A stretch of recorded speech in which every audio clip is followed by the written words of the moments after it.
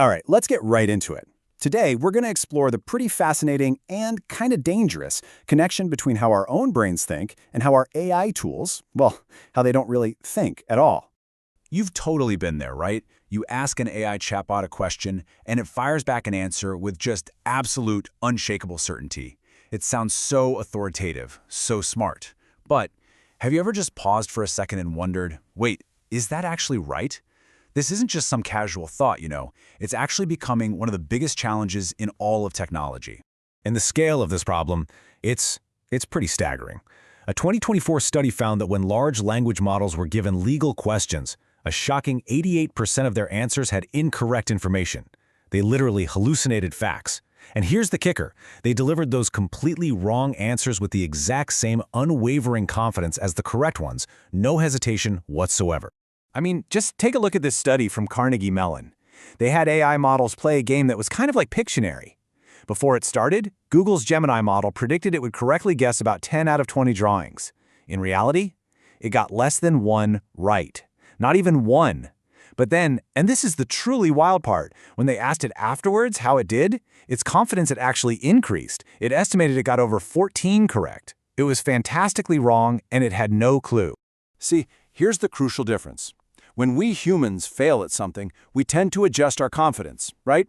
We learn. These AI models, they don't. They fail, and sometimes they get even more confident. They lack something psychologists call metacognition, which is basically a fancy word for the ability to think about your own thinking. And that massive blind spot is what makes their overconfidence so dangerous. So to really understand why this is such a problem, we need to turn away from the machine's mind for a moment and look into our own.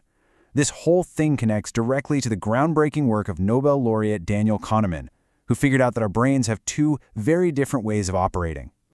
First up, you've got System 1. This is your fast brain.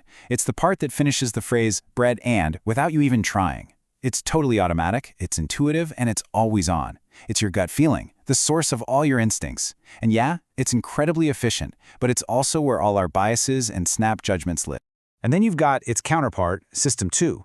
This is your slow brain. It's the one you have to consciously wake up to do complex math, or fill out a tax form, or really check a complicated argument. It's conscious, analytical, and it takes real effort. But here's the catch. System 2 is fundamentally lazy. It only kicks into gear when it absolutely positively has to.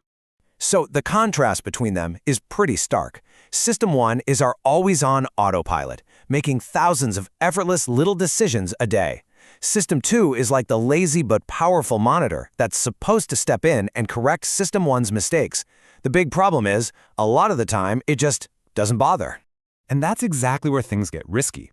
Our brain's natural preference for taking the easy way out, for just relying on that fast, intuitive System 1, well, it can have disastrous consequences in the real world. This isn't just some funny mental quirk. It's a critical flaw in our wiring. The trap has a name. Psychologists call it cognitive ease. It's that comfortable, easy-breezy feeling when things are going smoothly, there are no threats, no hard problems to solve. And when we're in a state of cognitive ease, our lazy System 2 is more than happy to just stay on the sidelines. We're way more likely to believe what we hear, trust our gut, and make mistakes. This chart shows a stunning real-world example of this. A study of Israeli judges found that their parole decisions were massively influenced by whether or not they'd just eaten. Seriously. Right after a meal, when they felt refreshed and their brains were working well, approval rates were around 65%. But just before their next meal, when their mental energy was depleted, the approval rate dropped to nearly zero. Their tired brains just defaulted to the easiest possible decision: no. And this lazy thinking isn't limited to individuals. It scales all the way up to the boardroom.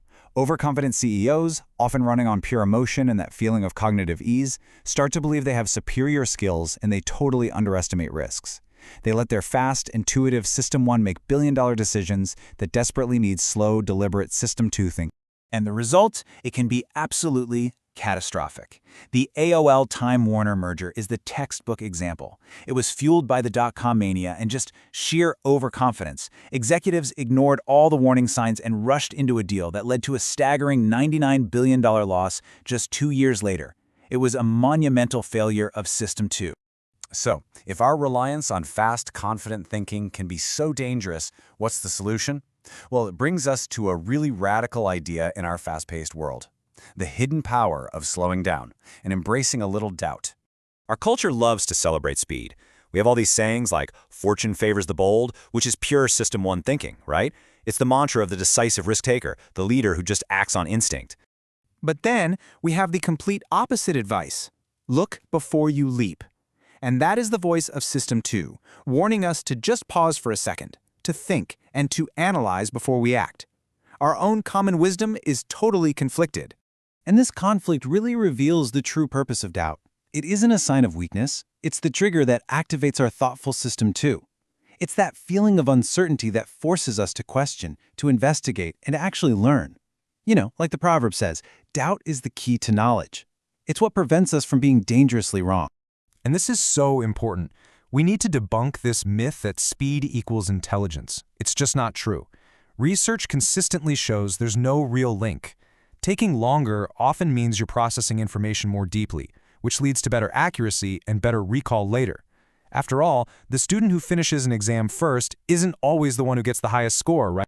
So how do we apply all this to our technology? I mean, if our own brains benefit so much from slowing down, maybe our technology should too.